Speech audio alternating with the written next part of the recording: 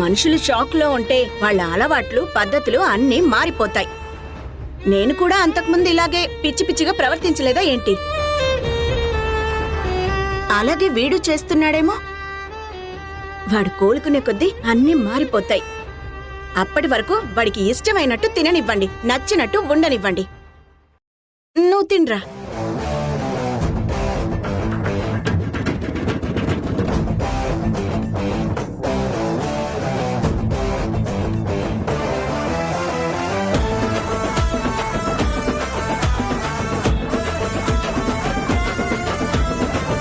ఇంకొంచెం వడ్డించినా? ఇంకా చాలు.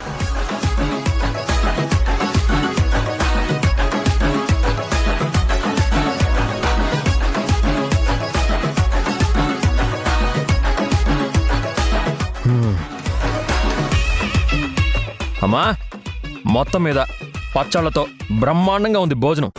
ఇంక మీరు తినండి.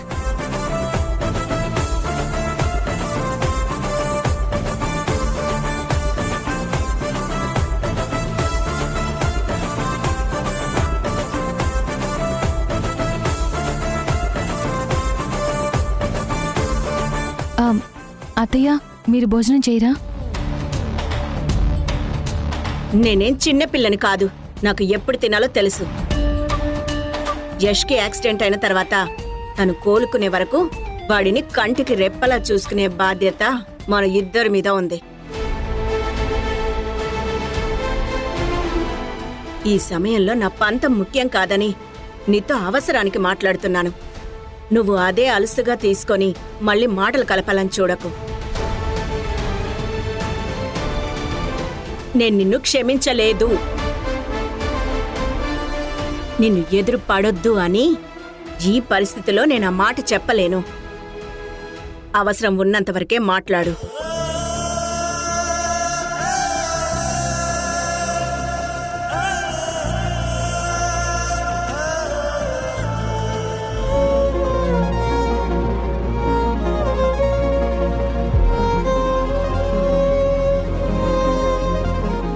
ఏమైంది తేజ? ఏంటి ఆలోచిస్తున్నావు? యాక్సిడెంట్ అయ్యాక యష్లో వస్తున్న మార్పులు చూస్తే ఏదో జరుగుతుందని అనుమానంగా ఉంది మధు. నీకు కూడా అనిపిస్తుంది కదా? నాకు కూడా చాలా గట్టిగా అనిపిస్తోంది. యష్ ప్రవర్తన, ఆ మాట తీరు అన్నీ మారిపోయాయి. తను కావాలని చేస్తున్నాడేమో అని ఒక పక్క అనుమానం వస్తోంది. ఇంత డబ్బు కళ్ళారా చూశాక అది కన్స్ట్రక్షన్లో ఏ లాభం లేకుండా చేయటానికి మనసు రావటం లేదేమో. అందుకే ఇలా గతం మర్చిపోయినట్టు నటించి ఆ డబ్బంతా తనే కొట్టేయాలని ప్లాన్ చేస్తున్నాడంటావా?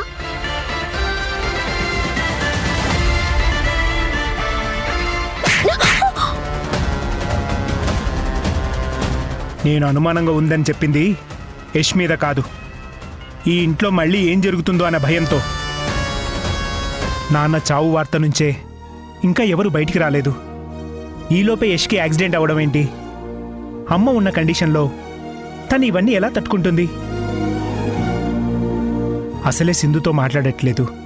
నిన్నటి వరకు యష్ సింధుకి సపోర్ట్గా నిలబడ్డాడు. రేపు తన పరిస్థితి ఏంటా అని ఆలోచిస్తున్నాను. కానీ నువ్వు ఉన్నావు చూడు, మహా తల్లిబొమ్మ. నీ కళ్ళకి ఎప్పుడు డబ్బు తప్ప ఇంకేమీ కనిపించదు. అసలు ఈ ఇంట్లో నిన్నెందుకు ఉంచారో, నిన్ను నేనెందుకు భరిస్తున్నానో ఆ దేవుడికే తెలియాలి.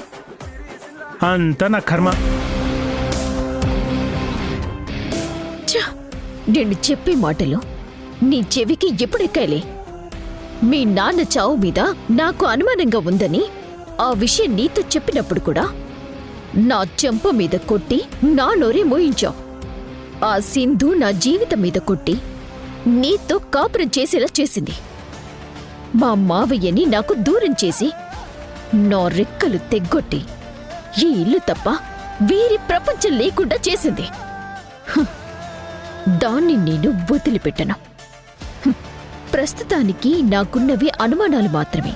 వీటిలో ఏదైనా నిజమని తెలియాలి. ఆ రోజు ఒక్కొక్కరి లెక్కలు తేలుస్తాను.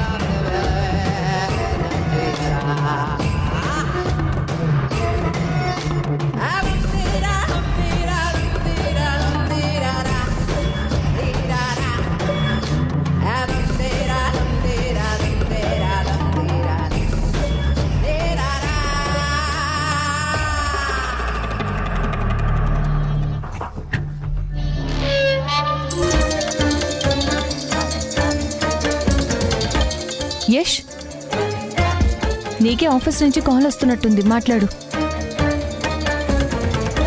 వెళ్ళు యష్. ఆ, ఇప్పుడే తిన్నా, నాకు తల పగిలిపోతున్నట్టు, నువ్వే మాట్లాడుకో.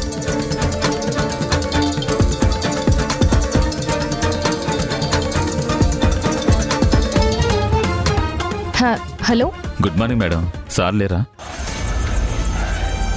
ఉన్నారు, మీరు చెప్పండి. మేడం, నెక్స్ట్ వీక్ మనం కన్స్ట్రక్షన్ వర్క్ స్టార్ట్ చేయాలి. రా మెటీరియల్స్కి రేపు అడ్వాన్స్ పేమెంట్ ఇవ్వాలి. సార్ ఈరోజు ఆ కంపెనీ వాళ్ళకి డబ్బులు ఇస్తామని చెప్పారు. వాళ్ళు నాకు కాల్ చేస్తున్నారు మేడం. ఇంకొక్క రోజు ఆగమని చెప్పండి, రేపు పేమెంట్ చేస్తామని చెప్పండి. సరే మేడం. యష్, మనం కన్స్ట్రక్షన్ వర్క్ స్టార్ట్ చేయాలి, అడ్వాన్స్ పేమెంట్ చేయాలి. నువ్వు డబ్బులు ఎక్కడ పెట్టావు? ఏ డబ్బులు? మర్చిపోయావా? అలా అంటావేంటి యష్? మనల్ని నమ్ముకుని చాలా మంది ఇన్వెస్ట్ చేశారు. వాళ్ళందరికీ తక్కువ బడ్జెట్లో ఇల్లు కట్టి ఇస్తామని ప్రామిస్ చేశాం. ఇది మనకి చాలా పెద్ద ప్రాజెక్ట్. ఎంత పెద్ద ప్రాజెక్టు? అయ్యో, నువ్వు అది మర్చిపోయావా? 300 కోట్ల ప్రాజెక్ట్ యష్ అది.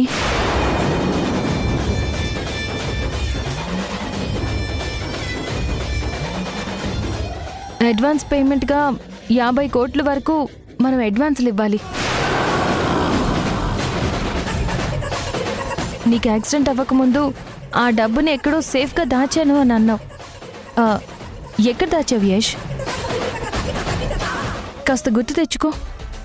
ఎక్కడ దాచాను?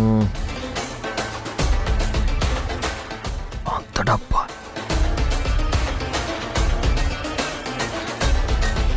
కొంచెం కూడా గుర్తుకు రావట్లేదు సింధు. అలా అనుకు యష్, కాస్త ట్రై చేయి.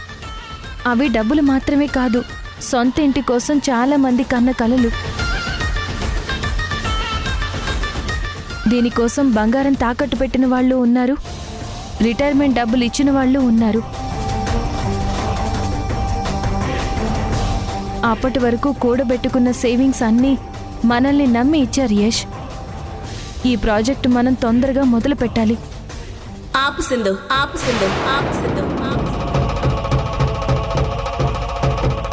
డాక్టర్ వాడిని స్ట్రెస్ తీసుకోకూడదని చెప్పారు కదా, ఎందుకు వాడిని గుర్తు తెచ్చుకో అని అంత ప్రెషర్ పెడుతున్నా? అది కాదత్తయ్యా. ప్రాజెక్ట్ ఎలాగో లేట్ అయింది, ఇంకొంచెం లేట్ అవుతుంది, అంతే కదా? ఇంకా లేట్ అయితే జనాలు ఊరుకునేలా లేరత్తయ్యా. డబ్బు వెనక్కి ఇవ్వమని డిమాండ్ చేస్తారు. ఇచ్చేయండి. వాడి పరిస్థితి ఇలా ఉంటే మనం డబ్బు గురించి ఆలోచిస్తామా?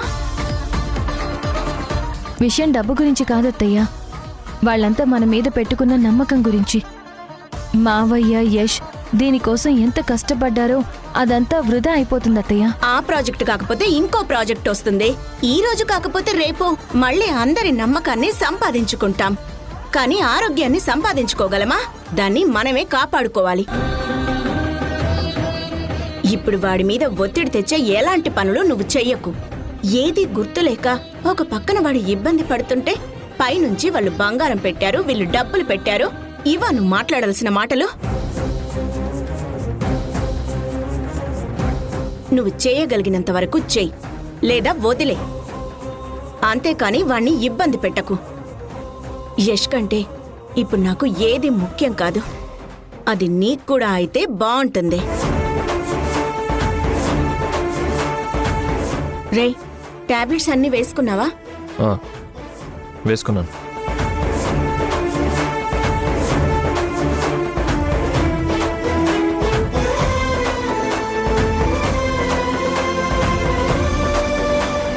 నేను ఇప్పుడే వస్తాను.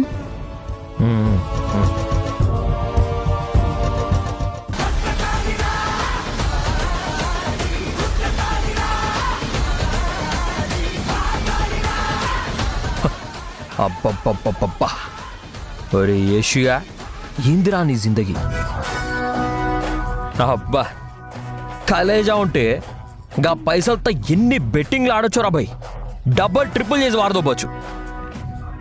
అంతా మాల్ చేతిలో పెట్టుకొని సేఫ్గా దాస్తావురా? బా నీకు అసలు దిమాకే లేదురా బై, దండగా నా కొడుకుదే. కానీ నీ కిస్మత్ మాత్రం ఖతర్నాకుందిరా. చక్కటి పెళ్ళాం దొరికింది, మస్తు కొంపు ఉంది. నాకు ఇక ఇక్కడనే ఫుల్ సెటిల్ అయిపోవాలని ఉందిరా. నువ్వు ఏ బొక్కలు ఇరుక్కొని ఏడుస్తున్నావో నాకు తెలియదు, కానీ నువ్వు ఆ నుండి సావురాబాయ్. ఇక నుంచి ఈ ఇల్లే నా పర్మనెంట్ అడ్రస్. నీ సొమ్ముని, నీ పెండ్లాన్ని నేను ఎలుకుంటా. ఖేల్ ఖతం, దుకాన్ బంద్. సింధు, యష్ తిరిగి ఇంటికి వచ్చాడని సంతోషపడాలో, ఏమీ గుర్తులేని పరిస్థితిలో ఉన్నాడని బాధపడాలో నాకు అర్థం కావడం లేదు సింధు. నాకు అదే కలవరంగా ఉంది భాగ్యం.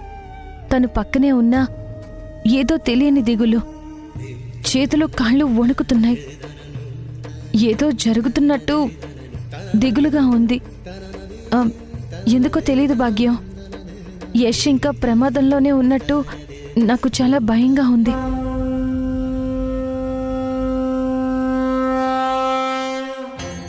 బ్రెయిన్లో బ్లడ్ క్లాట్ అయింది.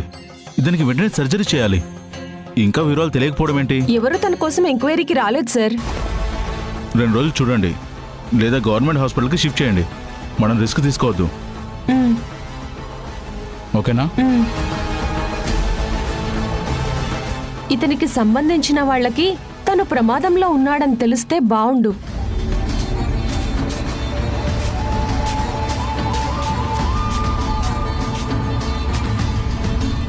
ఏమైంది అలా చూస్తున్నావు? ఇతను డిశ్చార్జ్ అయి వెళ్లడం గుర్తుంది. ఎవరో వచ్చి ఇతని ఫోటో చూపించారు. కనీసం కళ్ళు కూడా తెరవని మనిషి డిశ్చార్జ్ అయి వెళ్ళిపోయాడా? నాతో అంటే అన్నావు కానీ ఇంకెవరితోనూ అనకు. డాక్టర్ గారు నువ్వు పేషెంట్ని సరిగ్గా చూసుకోవడం లేదని రివర్స్ అవుతారు. నిజమే, నేనే పొరపాటు పడుంటాను. సరే, నువ్వు ఫస్ట్ ఫ్లోర్లోకి వెళ్ళు, నేను ఈ ఫ్లోర్లోనే ఉంటా. సరే. ఇతన్ని ఎక్కడో చూసినట్టున్నాను. దేవుడా, ఇతని ఫ్యామిలీ మెంబర్స్ కి ఈ విషయం తెలిసేలా చూడు.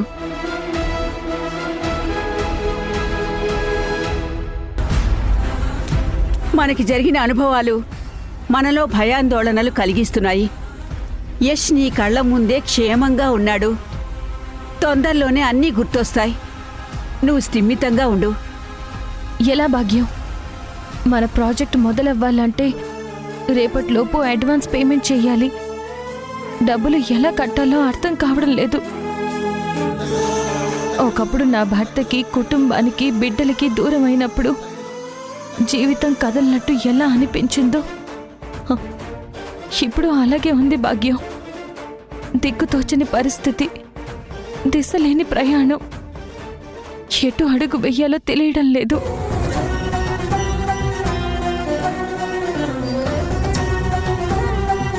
భాగ్యం, అప్పుడు ఒక సాధువు నన్ను కలిశారు. సమస్యలన్నీ తీరిపోతాయని చెప్పారు. ఆయన మాటల్లో ఏం మహిముందో కానీ నేను నా కుటుంబానికి దగ్గర కాగలిగాను. ఇప్పుడు ఇంట్లోనే ఉంటున్నా ఎవరికి దగ్గర కాలేకపోతున్నాను భాగ్యం. ఆ స్వామీజీని ఒక్కసారి కలిసి రాకూడదు? ఇప్పుడు మనకున్న సమస్యలకి ఆయన ఏదన్నా దారి చూపించచ్చు. మన సమస్యలకి జవాబు ఆయన దగ్గర దొరకచ్చు. కరెక్టే భాగ్యం. ఆయన్ని కలిస్తే మళ్ళీ నా జీవితంలో పోయిన ప్రశాంతత తిరిగి వస్తుందేమో. నేను ఇప్పుడు వెళ్ళి కలిసొస్తాను.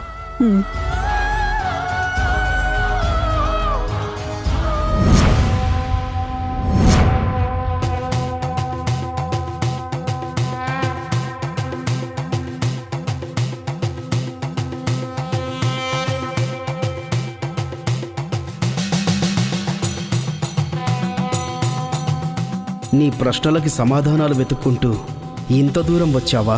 వాటిని పరిష్కరించుకునే మార్గం కోసం దారి వెతుక్కుంటూ వచ్చాను. అది నా చేతుల్లో లేదు. విధి ఎవరి చేతుల్లోనూ ఉండదని తెలుసు. కానీ మీరు నింపే ధైర్యం నాకు కొత్త దారి చూపిస్తుంది అన్న నమ్మకంతో వచ్చాను. నా ధైర్యం మొత్తం సడలిపోయింది. మీరే నాకు కనిపిస్తున్న వెలుగు. జరుగుతున్న పరిస్థితులన్నీ యమపాశాలై నీ మెడకు ఉచ్చు బిగుసుకునేలా చేస్తున్నాయి. నీకు ఊపిరి కూడా ఆడనివ్వటం లేదు. నీకే కాదు, ధర్మం వైపు నిలబడాలనుకునే ప్రతి జీవిని కాలం పరీక్షిస్తుంది. అది తట్టుకుని నిలబడ్డ వారినే విజయం వరిస్తుంది. స్త్రీమూర్తికి అన్నింటికన్నా పెద్ద ధర్మం తన కుటుంబం కోసం నిలబడటం. అది నువ్వు త్రికరణ శుద్ధితో చేస్తున్నావు. ఇప్పుడు నీ కుటుంబానికి జరుగుతున్న కీడు నీ అపరాధాల వల్ల కాదు, నీ కుటుంబ పెద్ద మీ అత్తగారి అపచారాల వల్ల వస్తున్నాయి. అంటే స్వామి, కొన్ని పాపాల ఫలితం అనుభవించాల్సిన గడియలివి. ఆ కర్మ మీ కుటుంబాన్ని వెంటాడుతోంది. ప్రాణాలు గాలిలో కలిసిపోయాయి.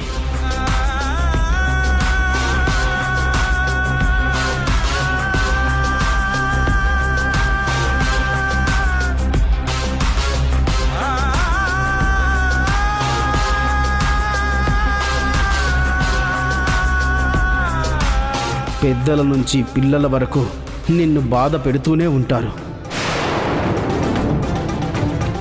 ఆఖరికి నీ ప్రేగుపాసం కూడా నిన్ను దూషిస్తాడు, దూరమవుతాడు.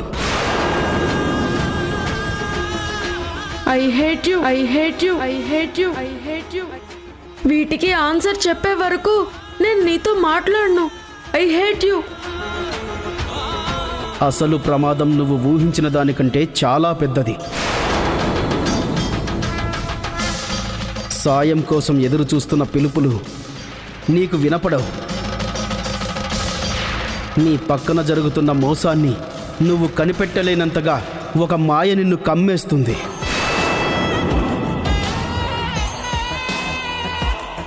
స్వామి, మీ దగ్గర ధైర్యం కూడగట్టుకుందామని వచ్చాను.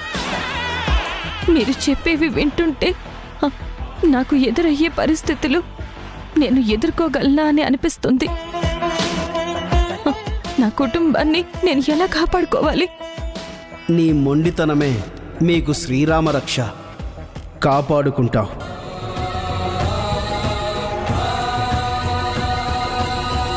నేను చెప్పే ఈ మాటలు జాగ్రత్తగా అర్థం చేసుకోవడానికి ప్రయత్నించు. నీ కళ్ళని కాదు, నీ మనసు ఏం చెప్తుందో అదే నమ్ము. నీ నీడని కూడా నమ్మకు. నిన్ను ఏమార్చాలని చాలా ప్రయత్నాలు జరుగుతాయి. ప్రతి క్షణం అప్రమత్తంగా అడుగులు వెయ్యి. సాయమని నీ దగ్గర కొంగు చాచిన వాళ్ళకి లేదనకుండా నీ దగ్గర ఉన్నవి ఇచ్చేయి. ఇది నీ 5వ తనానికి రక్ష.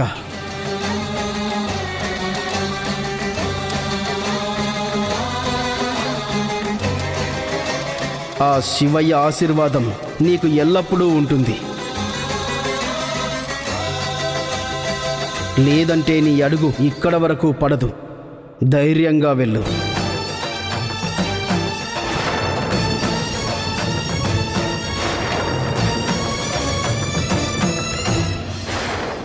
అమ్మా, నేను చెప్పిన ప్రతి మాట ప్రతి సందర్భంలో గుర్తుంచుకో. గుర్తుపెట్టుకుంటాను స్వామి. వెళ్ళొస్తాను.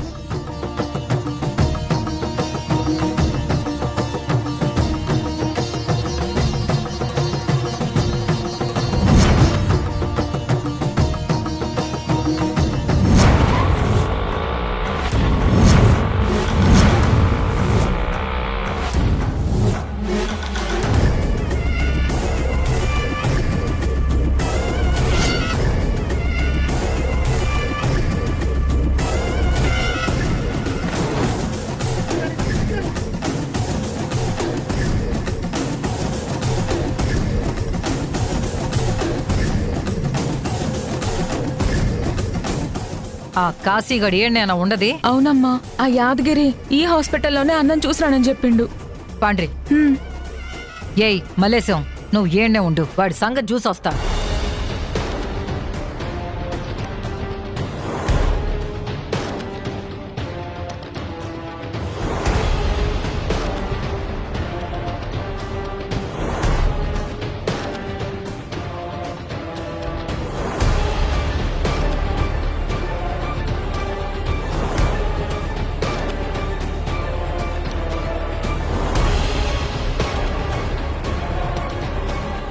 అరే కాసిగా నువ్వు మొండోడివి కదరా, ఈ దెబ్బలకి గిట్ల పడిపోయినవేందిరా? లేవురా లేవు. ఈ పేషెంట్ తాలూకా మీరేనా? అవునండి, అతను మా అన్నే. ఇతని తాలూకా వాళ్ళ కోసం చాలా ఎదురు చూసామండి. ఉండండి, డాక్టర్కి చెప్తాను. నిలబెట్టి నలుగురిని సావగొట్టేవాడివి గిట్ల సప్ప పెట్టిలా పడినవేందిరా? ఏమై ఉండదు వీడికి? ఏమ్మా, ఏం మనుషులమ్మా మీరు? ఇంట్లో మనిషి 4 రోజుల నుంచి కనిపించకపోతే పోలీస్ స్టేషన్లో కంప్లైంట్ ఇవ్వరా? మేము గాడేదో స్టేషన్లో ఉన్నాడు అనుకున్నాం. మాకు గీ ముచ్చట అలవాటేలే. వీణ్ణి పోలీసులు పట్టుకుపోతే 4 దినాలు స్టేషన్లో ఉండు, లేదా వాడు పోలీసులకి దొరకకుండా తప్పించుకుని పోవుడు. ఇదంతా మాకు అలవాటేలే.